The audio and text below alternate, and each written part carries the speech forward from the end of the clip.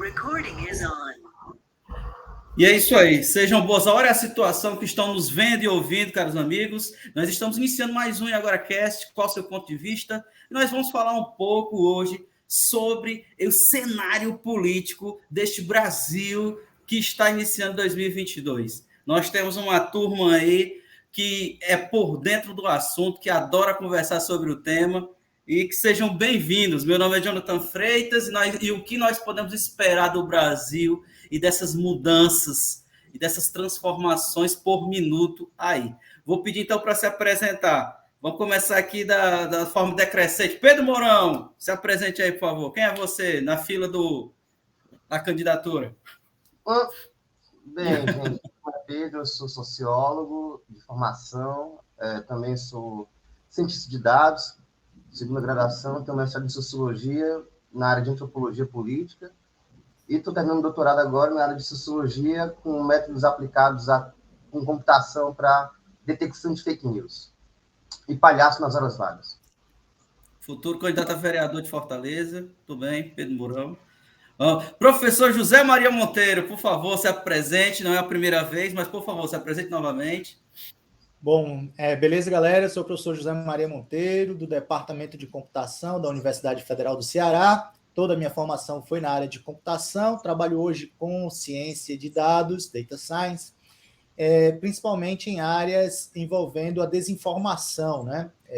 Detecção automática de desinformação, algoritmos de machine learning, IA explicável, né? Então, essa é a área que eu tenho trabalhado ultimamente, tá? Principalmente bem focado aí na análise, detecção automática e combate à desinformação. Obrigado. E nós temos também aí Carlos Leonardo Silva, aí um grande interessado no tema. Carlos, quem é você aí? Fala um pouco pra gente. Bom, gente, boa tarde. Me chamo Carlos Leonardo, tá? Trabalho no meio industrial, tá? Já há uns 15 anos, tá? Hoje estou aqui no Rio de Janeiro, tá? Sou um cara apaixonado por política, agora adoro discutir, tá? E vamos lá para esse debate aí. E, por último, mas não menos importante, nós temos aí Jorge Luiz Silva. Jorge, por favor, se apresente novamente aí, fala o que você tem lido, está gostando aí, está curtindo. Se apresenta rapidamente. Boa tarde, Jonathan. Boa tarde, companheiros. Meu nome é Jorge. Não é a minha primeira vez no podcast, a gente já veio aqui algumas vezes. Eu sou engenheiro civil de formação, né? Estou na segunda graduação agora em economia. E o meu interesse é por política, embora eu tenha um viés, né? Eu considero social-democrata, que é a opção a que eu me filio. E com relação à leitura, basicamente o que a gente tem lido consumido alguma coisa em relação à política, né, cara? E a última leitura, assim, não é uma coisa que eu tenho muito prazer, mas eu tenho que fazer, que eu estou lendo o Jardim das Aflições, cara, do Olavo, entendeu? Para entender a cabeça desse homem, né, que fez tanto estrago na sociedade brasileira por 20 anos. É isso. Valeu, Jorge, é isso aí. Então, nós vamos começar, então, falando um pouco. Vamos entrar na pauta, né? Vamos começar essa discussão hoje com uma pergunta simples aqui. O que nós podemos esperar aí desse Brasil, esse cenário político atual do Brasil e esse jogo político no início do ano? Quem gostaria de começar falando um pouco sobre o que está sentindo, o que está vendo, como está percebendo? Eu posso começar, já. A aproximação do microfone, Jorge, está um pouquinho ruim o teu áudio. Pronto, eu posso começar, tá? Pronto, a gente chega com um cenário político agora em fevereiro de 2022 com uma situação que eu considero uma situação muito interessante, né? Que a gente está encontrando um Lula caminhando para o centro, né? Onde ontem acho que foi o Rui Falcão que deu uma entrevista dizendo que a aliança Lula-Alckmin é 99,9% certa. E com isso o Lula saiu hoje uma pesquisa do Instituto Quest, onde o Lula está com 45% dos votos, caminhando, né, considerando margem de erro, para uma vitória no primeiro turno. construindo uma federação partidária também muito grande com o PSB e o PCdoB, provavelmente também incluindo a Rede, e já fazendo um discurso que a gente não sabe se é aceno à esquerda, mas eu acho que não é, eu acho que ele vai mesmo implementar, que é a revogação da reforma trabalhista, talvez inspirada pelo que aconteceu na Espanha, revogação da política de preços da Petrobras, né, e revogação do já morto, né, já está morto, o teto de gastos, né, que é uma coisa, são 3 coisas que ele já prometeu que vai ter que reverter no começo do governo dele. E quando você olha com calma, né, as conversas que o Lula tem tido nos estados, ele foi para Alagoas, falou com o Renan, ele tem tido conversa com o PSB de Pernambuco, que é basicamente a sede do PSB nacional, é lá em Pernambuco, e você começa a ver que está em construção uma grande conciliação por cima, né? Tá sendo articulada, e ele vai precisar dessa conciliação por cima porque ele vai receber uma herança maldita. Agora sim, vai ser uma herança maldita, tá? Então é isso, né? E quando a gente olha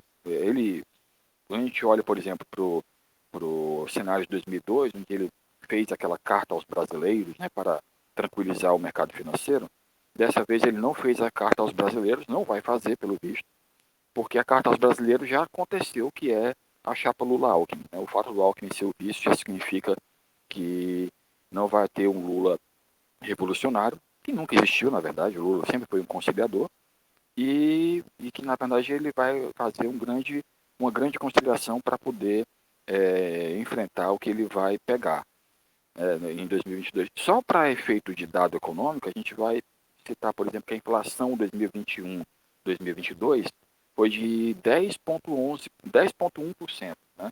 Esse número é um número muito alto, principalmente quando a gente considera que a projeção de crescimento do PIB para esse ano é 0,3%. É zero. Né?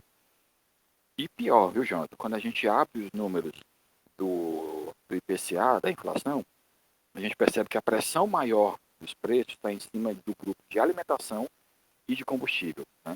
Nada que o brasileiro comum não veja quando ele vai no mercado, ele vê. Né?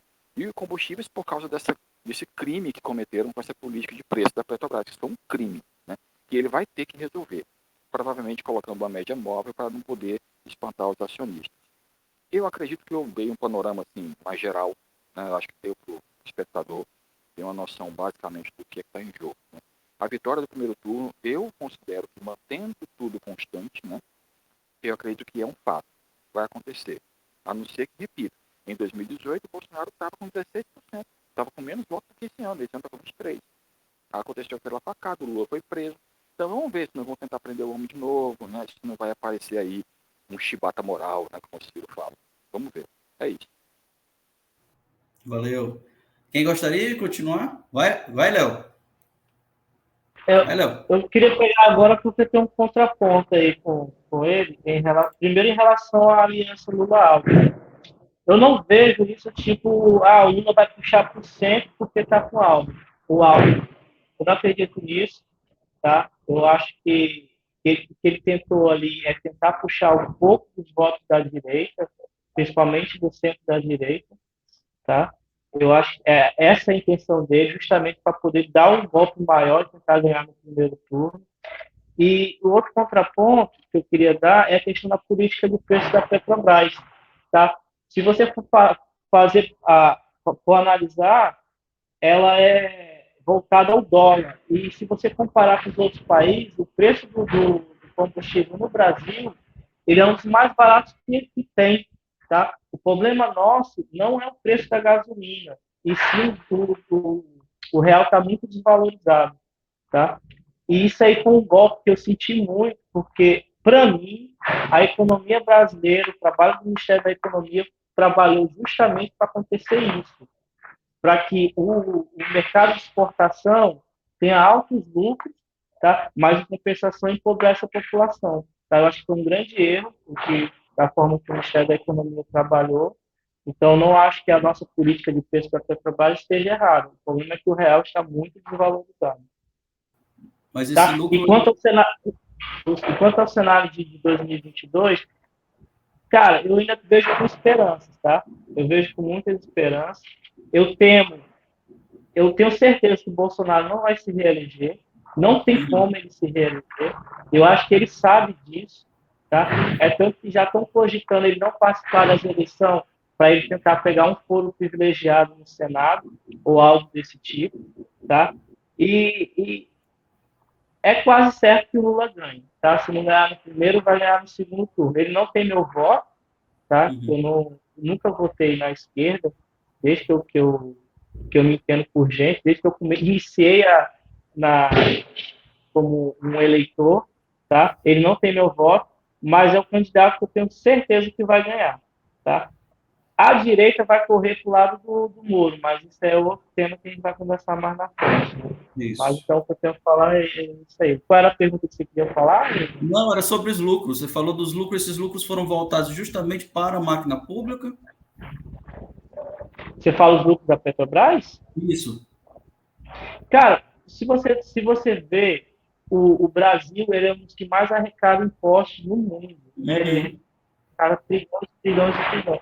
O nosso problema é que a nossa máquina pública ela não sabe trabalhar com esse dinheiro, tá? Muitos são empregados. Você vê essa questão do orçamento secreto. Isso aí já existiu no governo do PT. A gente teve o mensalão, a gente teve o petrolão, entendeu? O nosso problema hoje é onde o dinheiro é empregado. E se a gente deixar na mão dos parlamentares, vai sempre acontecer a mesma coisa.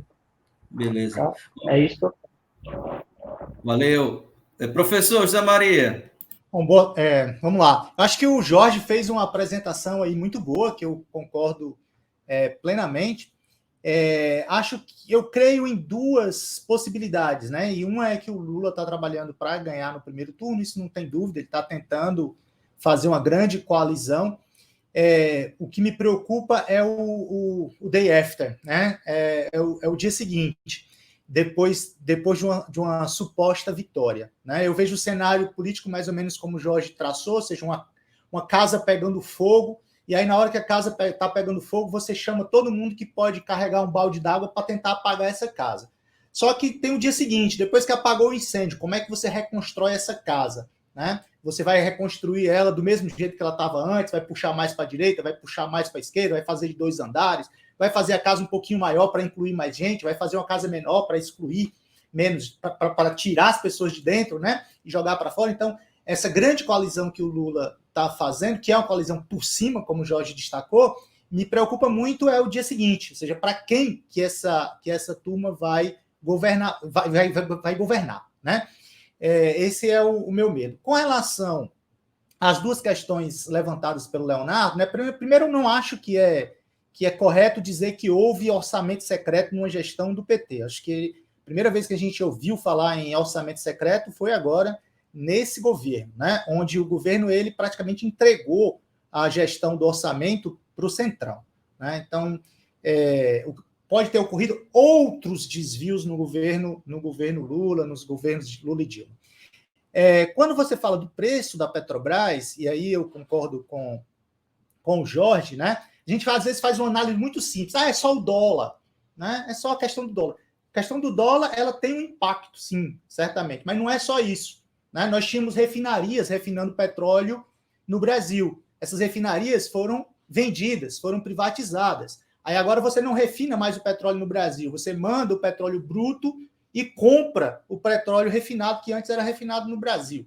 Então tem um vídeo muito interessante de um petroleiro onde ele explica todas essas alterações que não foram por acaso, é um projeto de como governar, de como administrar a Petrobras, que em vez de pensar no povo brasileiro, ela pensa em enriquecer acionista. Então a grande questão está aí, né? Eu tenho uma empresa mista, pública e privada, né, que foi criada com dinheiro da população brasileira. Eu vou beneficiar quem? Eu vou beneficiar a população ou eu vou beneficiar o acionista? Então, todas as decisões nessa gestão, e aí não é tão simples, e foi A, foi B, foi só... É um cenário mais complexo. Então, uma série de decisões que impactam nesse preço.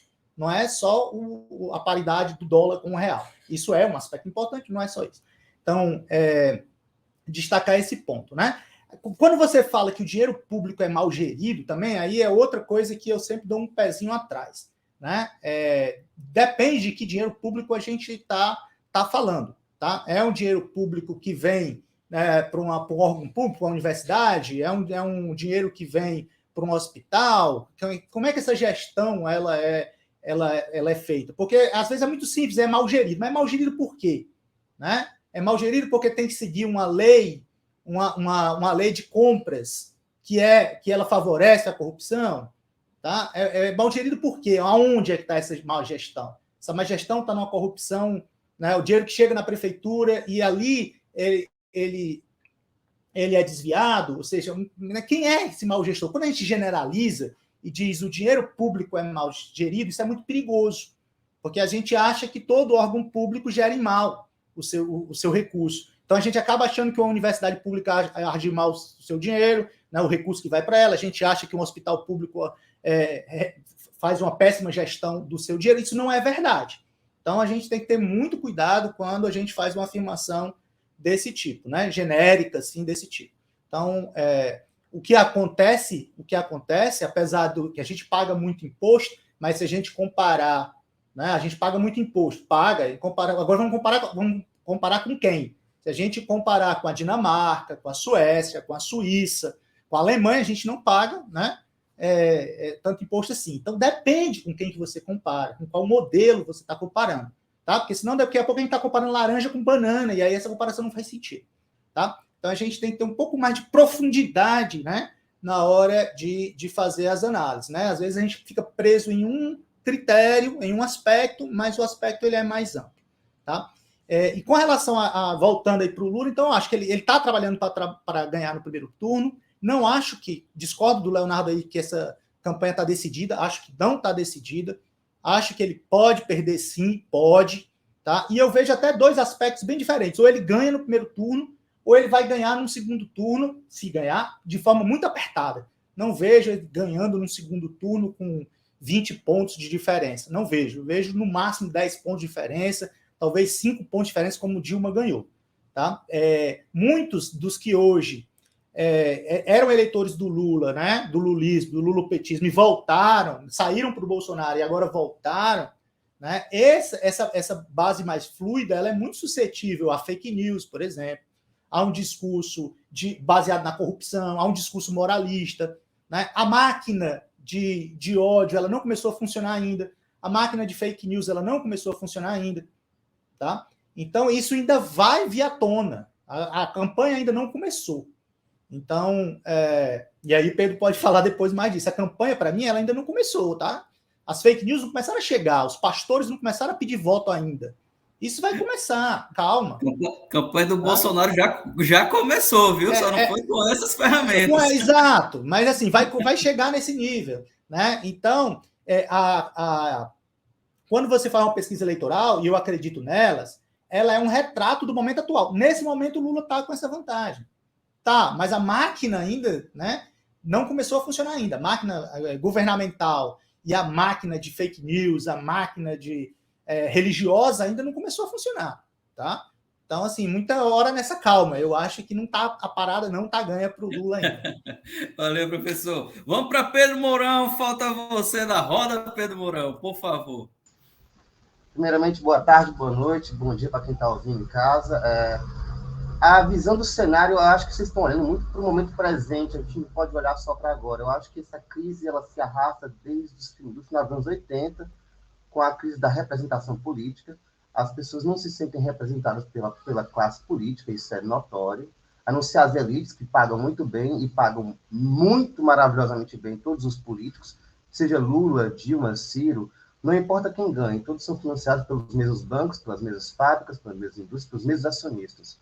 Não tem uma aderência ao interesse popular, só o interesse populista, que é uma diferença bem grande. E essa crise da representação vem se arrastando em torno de 20, 25 anos para cá, após a redemocratização, e chegamos aqui. Eu fiz alguns apontamentos em relação ao que os colegas falaram, e eu queria debater isso. O Lula caminha para o centro? O Lula caminha para o centro desde o primeiro governo, desde antes do primeiro governo ele é centro. Quem fala que ele é comunista nunca leu um livro de Maquiavel, nunca leu um livro de ciência política, não sabe nada de ciência política, é um analfabeto. Então, Colocar a ideia de comunismo dentro do Lula é um absurdo. Ele está flertando com o centro há mais de 30 anos. Desde o final que ele perdeu a campanha para o Collor, ele vem tentando buscar uma aliança majorada, efetiva com o centro, porque ele sabia que precisava de um acordo com as elites para poder ter acesso ao poder. E tentar implementar um projeto político mais humanizado, digamos. A aliança com o Alckmin vai dar certo? Depende. Vai dar certo para quem? A população? Para as elites paulistas? Não sei, é complicado. Falar de aliança que dá certo para a eleição? Não sei. Não entendo o que é isso dar certo. Para mim não vai dar certo de jeito nenhum. Certa para quem, né? A ideia das coligações ainda é um mistério. A legislação eleitoral do ano passado para cá vem se transformando, então a gente não tem como definir se vai haver coligação ou não, a legislação ainda pode mudar, enfim. Até a forma de utilização da máquina pública, o teto de gastos em relação à campanha, o financiamento privado para a campanha, que é outro problema que nós temos. Então, é muito complicado falar de coligação agora. A gente tem que ter um pouco de paciência e olhar para trás para poder conseguir ver o que é que pode ser que tenha na frente.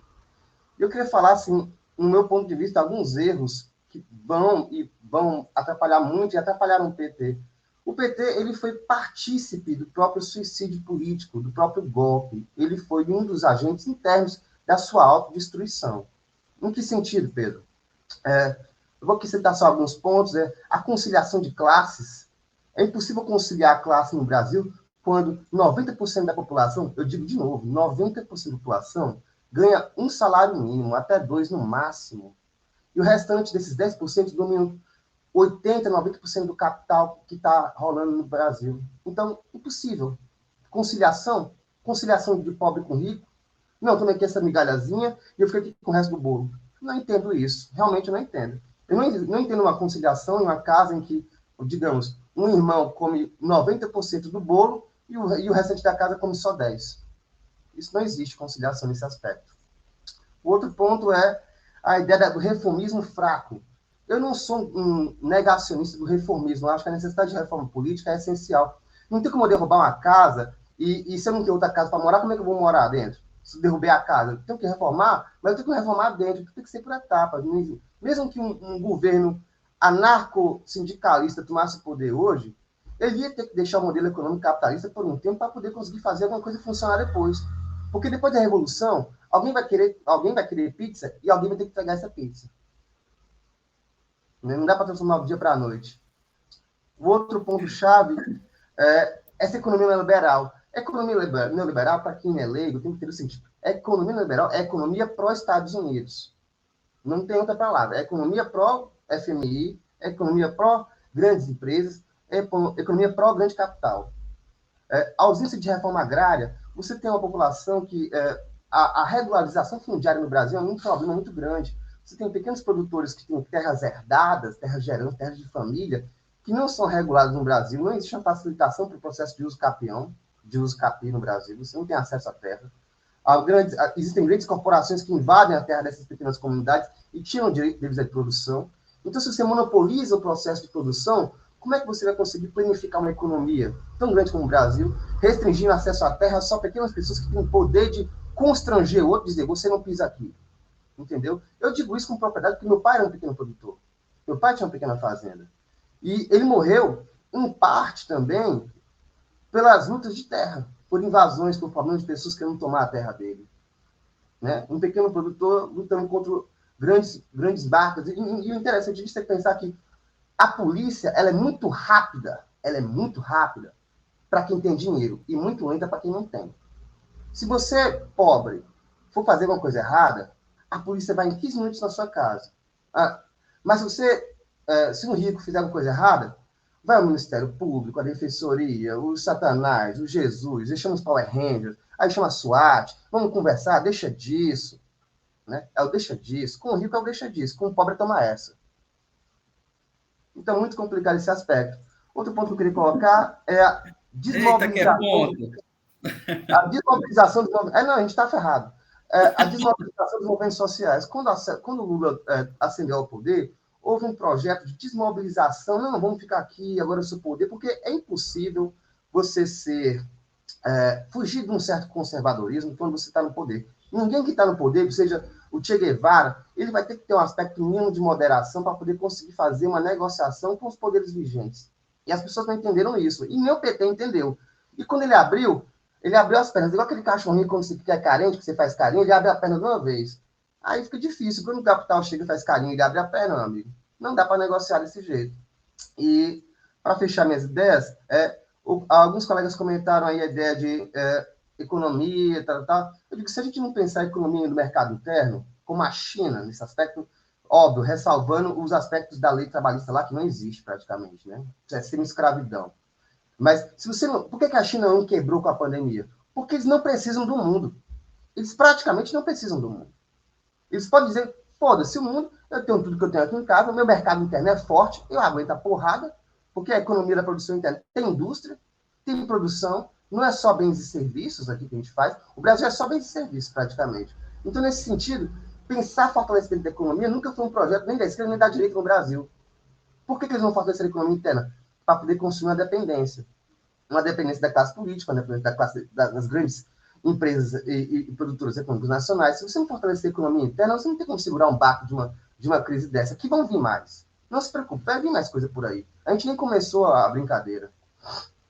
E pensar a autogestão, a democracia direta, nós temos que trabalhar a democracia direta para quebrar esse fim desse monopólio político. E a pergunta é, a campanha já começou? A campanha não começou ainda? A campanha já começou sim, amiguinho. Começou desde 2016, o Bozo nunca parou de fazer campanha. Desde 2016, os grupos do WhatsApp deles estão fortes, vibrantes, intensos e imísculos. Em que sentido? Eles nunca pararam de fazer uma campanha de difamação contra os detratores. Quem se colocava contra eles, seja aliado ou inimigo de primeiro momento, ou amigo de primeiro momento, eles foram derrubando um a um internamente, um canibalismo político. Eu gosto de dizer o seguinte, você conhece as pessoas por como ela trata os amigos dela. Né? Se você vê um cara matando um amigo dele, você quer ser amigo desse cara, ele vai fazer isso com você. Se o cara matar a mãe, imagina o que ele vai fazer contigo. E é isso que o Bolsonaro está fazendo. Ele está matando os amigos dele. Qualquer amigo que fala, não, cara, você tá com o cabelo desarrumado, ajeita esse cabelo aí, Bozo. Aí o cara vai, peraí, entendeu? É ridículo. É de imaturidade política, é ridícula. A crítica é necessária para o crescimento de todo mundo. Ninguém é perfeito, ninguém sabe de tudo. Então, nesse diálogo com a crítica, que a direita não sabe fazer de jeito nenhum e a esquerda muito pouco, a gente está se encaminhando para um abismo. Um abismo que o governo sequer tem o tino, o grande Paulo Guedes, né? O grande neoliberal, de bolar um plano político econômico de ressuscitar a economia. Nem para fingir. Não vamos fazer aqui um faz de conta, um plano político mágico para resolver os problemas, gente, mesmo que não faça nada. Para dar um hype na economia, para fortalecer os pequenos produtores, o microempresário. Nem para isso. Então, eu acho que vocês são muito, como posso dizer, muito... Quando a pessoa é muito... acha que vai tudo dar certo.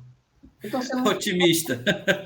Eu estou muito otimista hoje, cara. Não pode ser otimista no Brasil, não, amiguinho. A realidade bate na sua porta. Eu gosto de um filósofo chamado Friedrich Nietzsche. Friedrich Nietzsche ele dizia o seguinte, que você tem que ter amor aos fatos. O que é amor? O amor fati. Ame os fatos. Só a partir do momento que você aceitar que você está ferrado, é que você pode fazer alguma coisa para mudar essa realidade.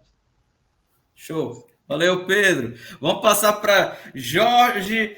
Jorge, queria que você falasse, tecesse seus comentários aí e depois falasse a respeito desse cenário Bolsonaro aí no final, aí neste momento de campanha, que não deveria estar fazendo campanha, né? Mas ele claramente está fazendo campanha. Estamos com visita dele no Ceará, no Cariri, chamou até os carirenses de pau de arara, né? E tal, mas fala um pouco aí sobre. Faça os comentários, depois fala um pouco sobre a situação do Bolsonaro. O cão ainda pode morder?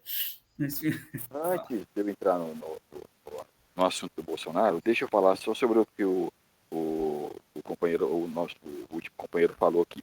Duas coisas importantes. A primeira é a seguinte: colocar a ideologia, sim, a ideologia, no lugar correto. Né? Realmente o Lula nunca foi comunista, nunca foi comunista. E eu tenho clareza, viu? Eu tenho até um post no Instagram que rendeu várias brincadeiras de colegas do PT, do PCdoB e do PCB, porque e concordando comigo, né? Porque eu coloquei da seguinte maneira: o Lula é um social-democrata, só que é um social-democrata atual. Qual é o social-democrata atual? É um existe mais. Agora é o social-liberalismo. É isso que aconteceu. Né? Então, no livro do Haddad, que ele escreveu em 98, Em Defesa do Socialismo, ele escreve lá que a social-democracia iria se dividir em dois campos após o colapso da União Soviética. Um campo era a social-democracia nacionalista, né? E a social-democracia internacionalista. A internacionalista seria aquela que eu creio que é a que o Lula está filiado, né? Que é a social-democracia com aspecto social liberal, né? Que é um aspecto de política de conciliação, né? E a social-democracia nacional, o movimentismo, aquela corrente a que o Ciro está afiliado, né? Pondo essas coisas nesse lugar, né? Eu sei muito bem, sim, que um novo governo Lula seria um governo Lula de despolitizar a classe trabalhadora. A classe trabalhadora não será politizada no governo Lula, muito pelo contrário, ela será despolitizada. Os aparelhos sociais como UNE, CUT, MST e MTST vão diminuir a sua atividade. Não esperem nada menos do que isso. Eu não tenho nenhuma ilusão quanto a isso. Não espero revolução. Só se eu fosse um idiota, esperar que o Lula seria um agente revolucionário, sabe? Nem existe mais a Internacional, né? A Internacional Comunista não existe mais.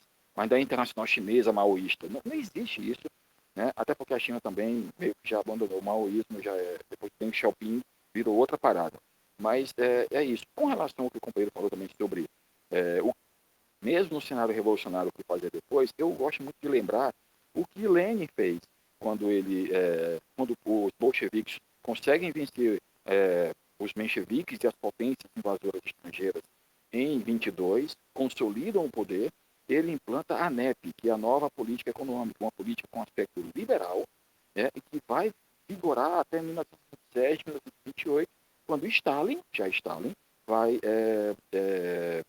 sugerir ao Comitê Central do Partido um primeiro plano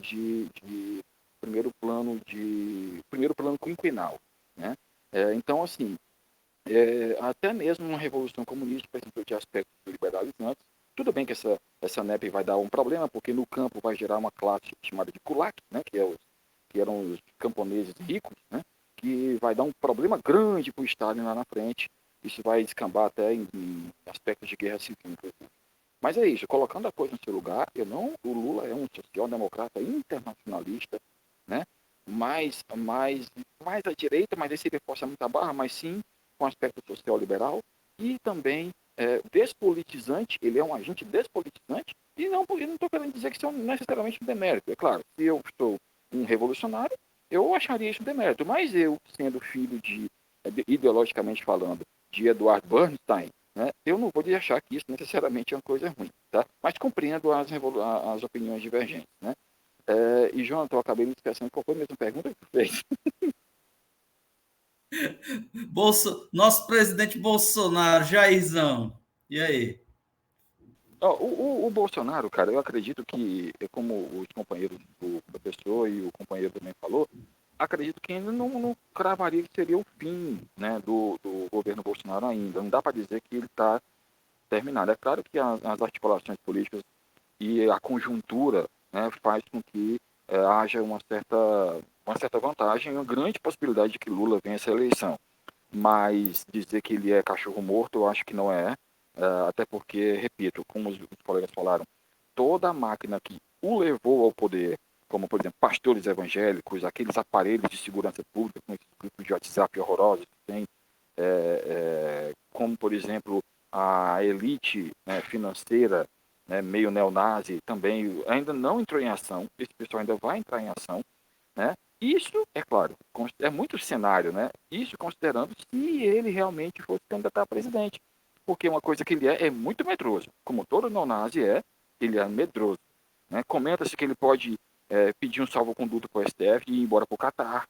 Dizem que ele pode se candidatar a senador pelo Rio de Janeiro, mas nem isso é certeza dele ganhar a eleição lá, porque as projeções não estão muito boas.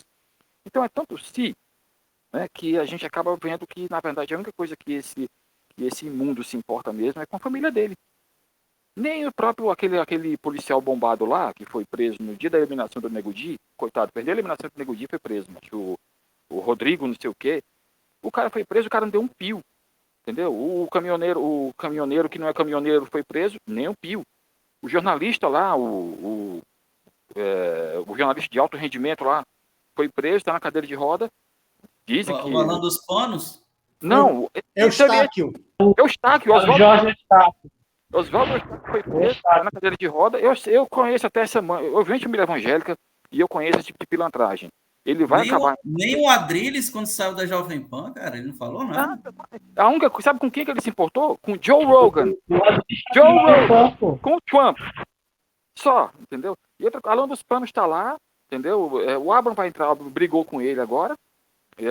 O fascista, porque o Bolsonaro é só fascista. O Abraham vai entrar. Não, o fascista de verdade sou eu. Esse aí não é fascista de verdade, não.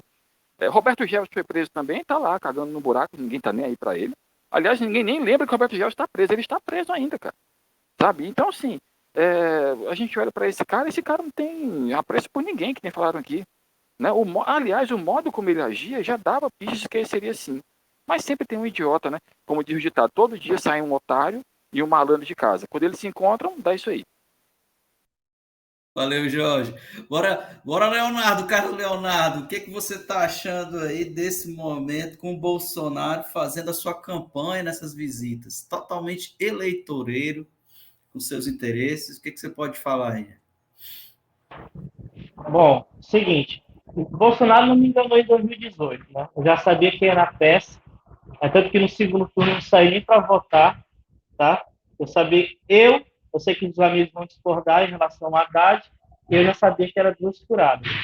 Mas para essa eleição, ele está ferrado, porque muitos eleitores dele já estão correndo por Lula, como diz isso meu amigo aqui. Por quê? Muitos políticos hoje que apoiam ele, tá? São aqueles políticos que, já do Centrão, como vocês chamam de Centrão, hoje estão correndo já para o Lula, já sabem que o Lula está mais forte que ele. Então, esse apoio político, ele não vai ter, tá? Não vai ter aquela onda do lavajatismo, dos políticos corruptos presos, aquela onda que ele surfou em 2018, essa onda ele não vai ter nesse cenário de 2022, tá? Ele não vai ter aonde se amarrar, tá? Então, eu acho que ele não tem para onde correr. Para a presidência, ele não tem chance, tá? Ele poderia ter chance aqui no Senado aqui do Rio de Janeiro, tá? Porque aqui a milícia tem muita influência na questão da eleição, tá? Tem muitos vereadores ligados à milícia, muitos deputados ligados à milícia, por que não um senador ligado à milícia, já que eles conseguem captar bastante votos. Mas no cenário nacional eu não vejo ele com chance. Tá? Eu queria dar uma ressalva aqui que o Pedro concordou comigo, que a nossa política de exportação não é ideal. A gente teria que fortalecer primeiramente o mercado interno, justamente porque a questão do preço do dólar que eu tinha comentado. Tá? E eu acho que quem entrar agora em 2022, acho que o primeiro plano de ação vai ser esse, para poder fortalecer nossa economia. E o Bolsonaro não é o homem certo para isso. Talvez o Lula consiga, certo? Só que o Lula, ele me põe medo no seguinte, eu acho que ele vai fazer a mesma coisa que o Bolsonaro. Ele vai ser uma pessoa na campanha e como presidente eleito vai ser outra totalmente diferente. Tá? Beleza. Ô, Léo, deixa eu te fazer uma pergunta. O Olavo continua em nossos corações? Falar a verdade para você, sinceridade para todos. Eu não conheço o trabalho do Olavo de Carvalho, tá? Nunca me interessou. Alguns youtubers que eu assisto falam que ele tinha pensamentos, tinha livros interessantes, tinha pensamentos bem centrados. Ele se perdeu totalmente quando se aliou ao Bolsonaro, tá? A ideia dele era fazer uma revolução na nossa república, tá? E a ideia dele era dar um golpe militar realmente, por isso que ele se aliou ao Bolsonaro, e viu que o Bolsonaro era um cara totalmente sujo, quer dizer, agarrado com várias falcatruas, e ele não ia conseguir o que ele queria, e no final, antes de terminar a vida dele, né, infelizmente, eu nunca torço para ninguém morrer, ele percebeu isso e se desprendeu do Bolsonaro, né? Então, Não, ele fala não muito está no mal meu do Olavo, coração, não, viu? ele não está no meu coração e nunca estará, e eu acho que nem na maioria da população brasileira, somente naqueles pequenos filhotes que ele criou aqui no Brasil. Só no coração do Jorge mesmo. Professor Jonathan, Zé Maria, Não, só Olavo de para Carvalho, está nos nossos corações ainda?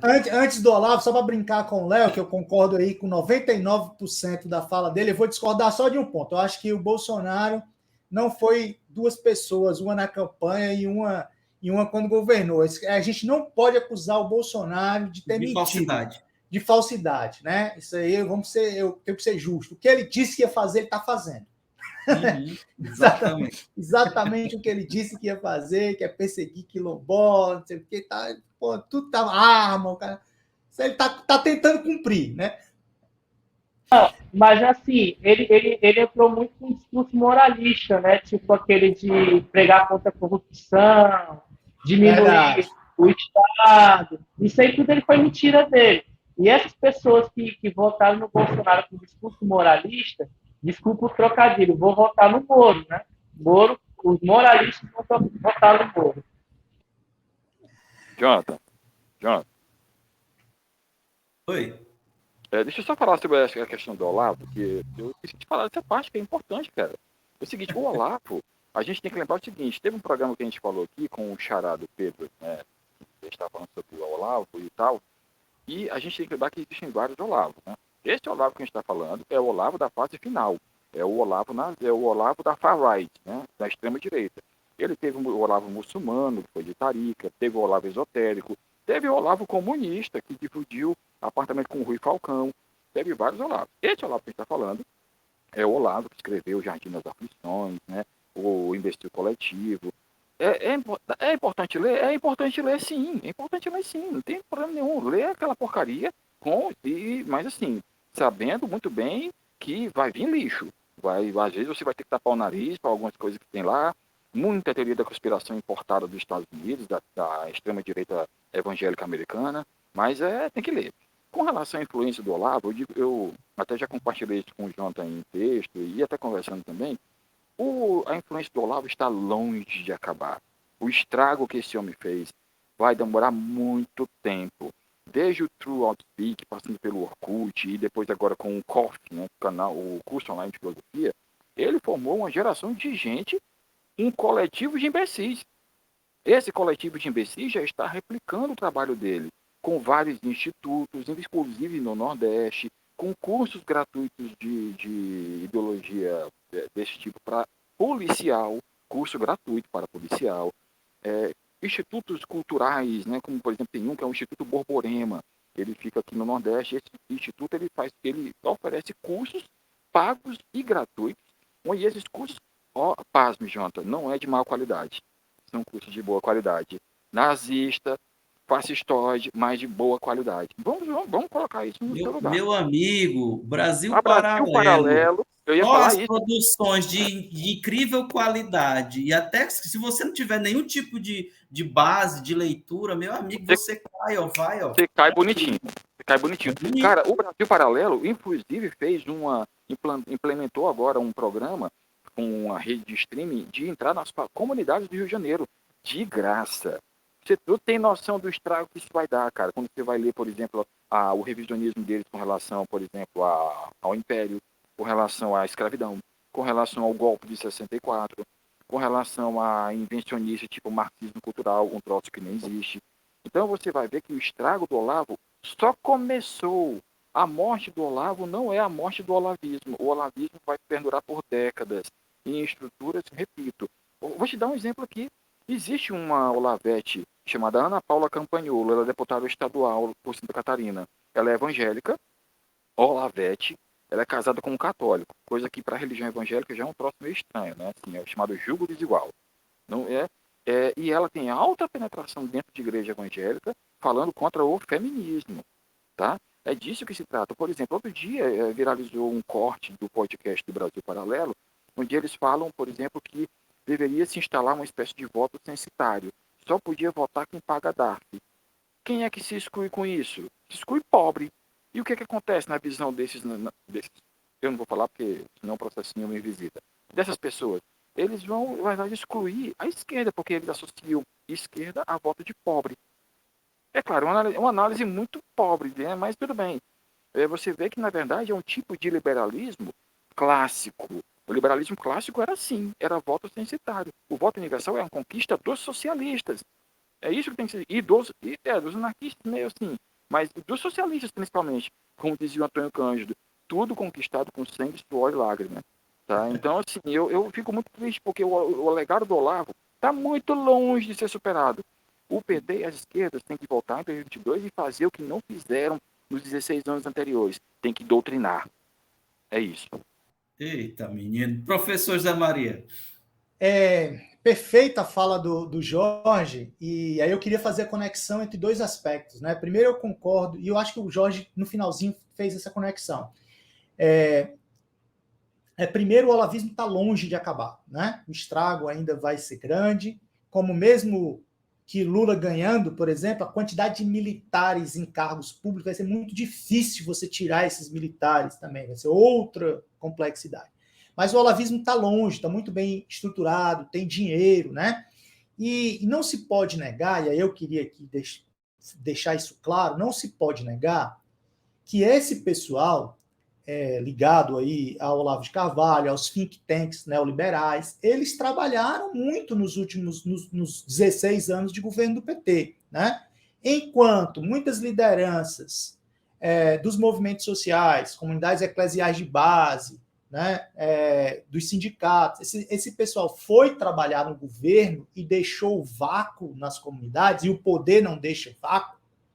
Nesse vácuo deixado, quem entrou? As igrejas neopentecostais, né? E essa galera dos think tanks, né, os liberais, e desses projetos mais radicais, mais fascistas, mais vinculados aí ao nazismo, ao fascismo e tal. Esses caras entraram forte. Então, eles estão com os institutos, estão nas favelas, estão nas comunidades, tá? Eu lembro de um debate que teve no departamento de computação entre um cara de um instituto neoliberal que não era economista, com um professor da computação que não era economista, sobre economia. E eu fiquei, o que é isso? Fazer um debate sobre economia, chama o Fábio Sobral, da economia. Quer chamar um neoliberal, mas chama um cara competente da economia. Né? Não um cara que repete doutrina de think tank. Né? E tudo que eles repetem, que eles dizem que a esquerda fazia, que era doutrinação, eles fazem doutrinação. Né? Aí eu só discordo do Jorge, que eu acho que a gente não deve fazer doutrinação, mas a gente deve atuar nas bases. Né? E aí sim, igreja, sindicatos, movimentos populares, movimentos negros, movimento feminista, essa galera tem se organizado, né, nos últimos anos. Eu participo de alguns movimentos, essa galera tem tentado se organizar. Mas qual é o problema? É que você passou 16 anos fora, neguinho. Você passou 16 anos fora. Como é que você volta para a favela 16 anos depois e vai querer fazer um trabalho de base? Você não tem mais a linguagem da favela, você não tem mais o contato da favela, você não tem respaldo na favela, você não é mais ninguém ali. Tá? E aí entra com a crise de representatividade do Mourão. Ele falou. Então, a gente tem que reconhecer o trabalho, belíssimo trabalho do ponto de vista organizacional, estrutural, péssimo em termos de conteúdo, né? Faz um mal para o país enorme, mas muito bem estruturado, muito bem organizado, financiado, com dinheiro, mas muito bem organizado. Tá? Isso aí a gente tem que deixar claro. Para que a gente, né, quem tem um pensamento mais à esquerda, ou mais popular, né, e aí independente de ser mais esquerda ou direita ou anarquista, mas comprometido com as causas populares, né, seja de igreja ou não, mas que a gente reconheça, nós nos afastamos. Né, e agora precisamos voltar, mas agora o esforço para voltar é enorme, e aí a gente precisa de organização, precisa de esforço, precisa de dinheiro. Né? E aí eu queria só conectar, né, esses dois aspectos de forma mais contundente, que o Jorge até no final da fala dele já conectou, né? Mas eu queria deixar claro, foram 16 anos realmente longe. E aí agora como é que você volta? Como é que você reconstrói? Né? Numa outra linguagem, agora com as mídias sociais, com o WhatsApp, é outra linguagem. Eu fico dando assessoria, às vezes, para movimentos populares, e o pessoal fica escrevendo textão gigantesco, né? Eu disse, cara, textão funcionou muito bem na década de 70, é massa, eu adoro ler, o Jorge certamente, o Mourão também. Mas essa juventude não vai ler textão. né? Aí você pega um canal desse, o cara faz... Pô, aí o cara faz think tank, argumentozinho preparado, né? Argumentozinho curto, fácil de repetir, né? Cheio de falácia, mas a falácia engana. E aí a gente não estuda mais falácia, não estuda mais filosofia, aí você não consegue mais rebater, né? E aí você fica, às vezes, até constrangido. O cara joga uma falácia, você não sabe como desmanchar, né? Porque a gente desaprendeu isso. Então, o discurso deles é fácil de pegar. Então, o que a gente precisa se reconstruir, se repensar, isso leva tempo, né? Eu queria deixar claro que os movimentos sociais têm tentado, mas têm passado por grande dificuldade. Às vezes eu digo para o pessoal, cara, em vez de fazer esse texto, então grava um vídeo, pega o teu celular, grava um vídeo aqui, de 3 minutos, né? Falando sobre esse tema e joga na tua rede social, no teu Instagram, faz muito mais efeito do que um textão maravilhoso de 4 páginas que ninguém vai ler, né? Então, essa reconexão demora, mas a gente precisa até nesse ponto dar o mérito para os caras e aprender com eles. Eles foram muito bem organizados, estão muito bem organizados, e vai demorar. Muito bom, muito bom. Vamos para o Pedro Mourão, então. Pedro Mourão, eu vou lhe chamar de Martinho Lutero, porque você está vindo com as 76 teses, né? A cada fala. Depois das suas teses, por favor, me fale se você vê uma terceira via como viável. Vai lá, tá contigo. Deixa eu só anotar aqui essa pergunta, só um minutinho. Terceira via? Tá ok, vamos lá. Eu queria só retornar à ideia do cenário da eleição, certo? Eu gosto muito da teoria dos jogos, porque a teoria dos jogos ela é uma interface entre a ciência política e a matemática, a estatística e a computação. Ela é uma disciplina das que eu mais gosto. E vamos trabalhar, então, o seguinte, um jogo binário. O que é que interessa? É se o Bozo ganha ou se o Bozo perde. É isso que interessa. Se vai ser o Moro, ou o Lula, ou o Ciro, ou quem quer que seja, é outra etapa. Vamos trabalhar só com esse monobloco. Bozo ganha, Bozo perde. Binarinho. Se o Bozo ganhar, pode ter golpe por ele, se ele se sentir confiante com o apoio popular. Porque ano passado ele tentou golpe, no 7 de setembro. Só não deu porque ele não se sentiu tão confiante assim. Esperava mais. Ele é soberbo e esperava mais. E ninguém fez nada. Welcome to Brasil. No cenário 2, né, se ele perder, ele pode dar golpe.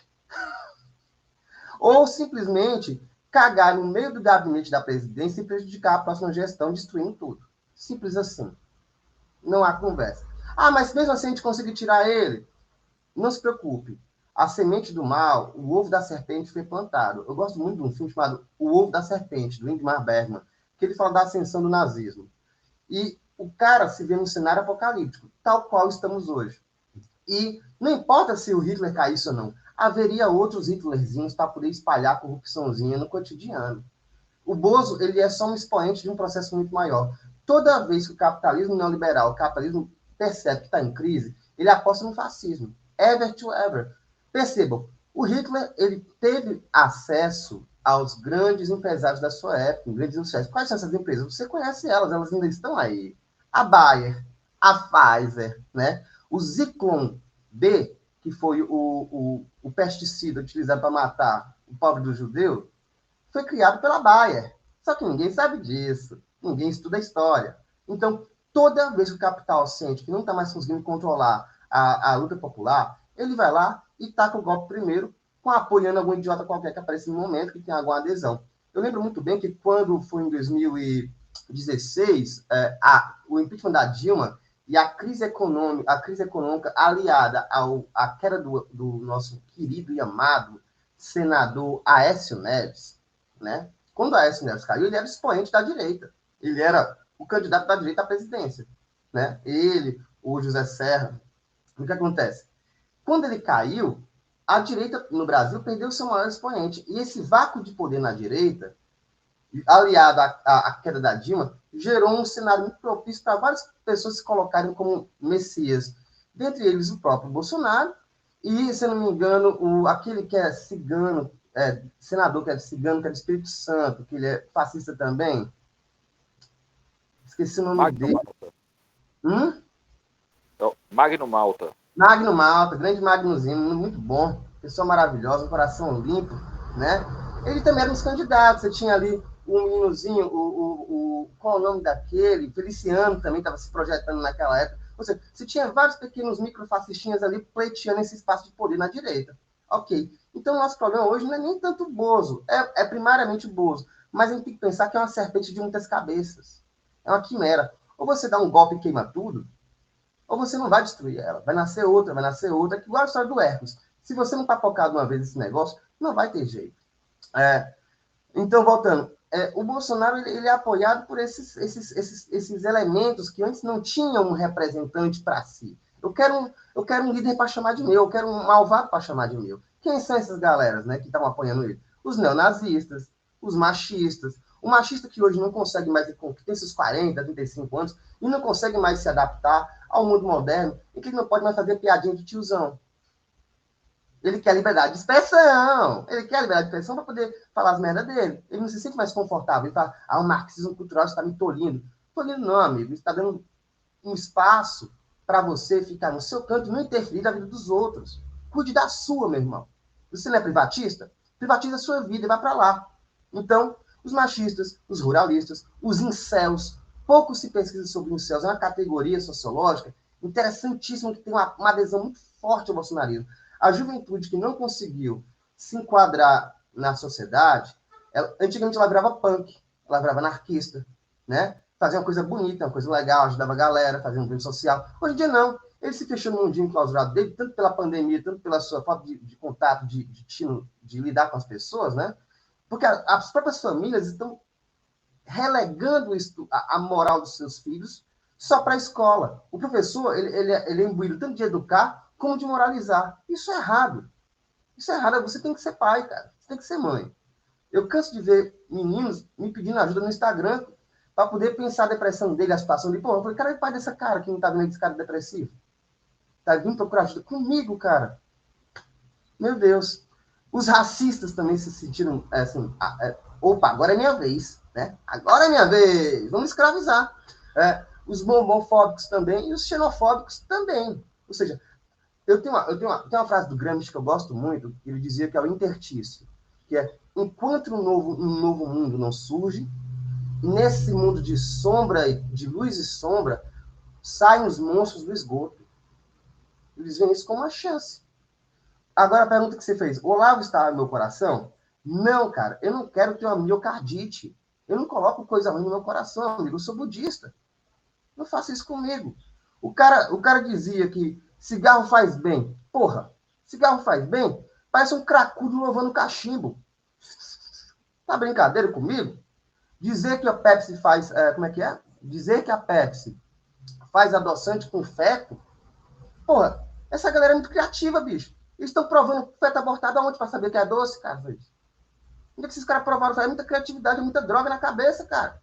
E olha que eu sou a favor das drogas. Pelo menos da maconha, não das outras. Eu sou a favor da maconha.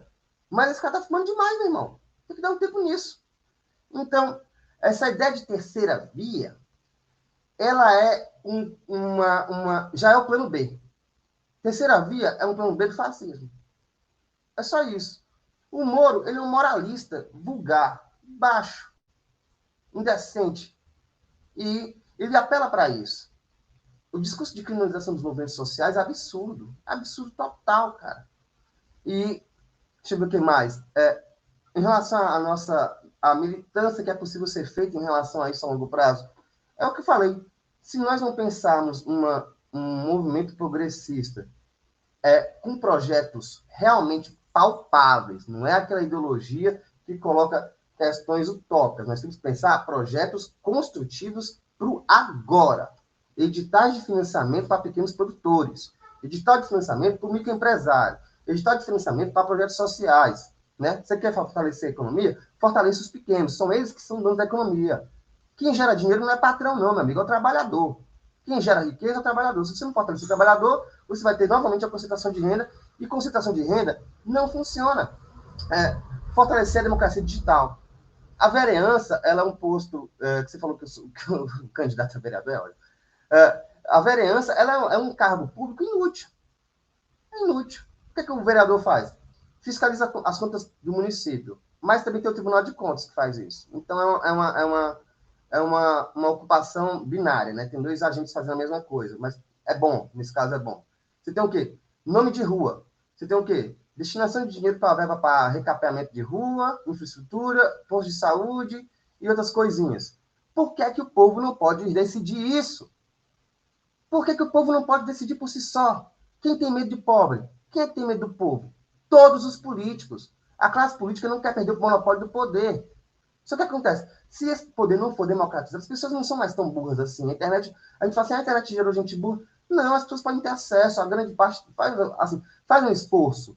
Não há tanta má fé assim do povo. A gente está falando mal dos nossos irmãos, né? De nós mesmos também. Eu sou burro, sabe? Mas eu acho que eu sei pesquisar no Google alguma coisa. Então, se você pensar a possibilidade de uma democratização vindo da base, vindo do povo, destruindo a vereança, colocando um aplicativo para que as pessoas decidam o que é melhor para a sua cidade, quem sou eu para dizer o que é melhor na sua vida? Quem sou eu? Quem sou eu que veio da elite, que veio do poder, para dizer para você o que é melhor para você? Você que sabe, amigo. Não sou eu, não. Não é nenhum político que sabe o que é melhor para você.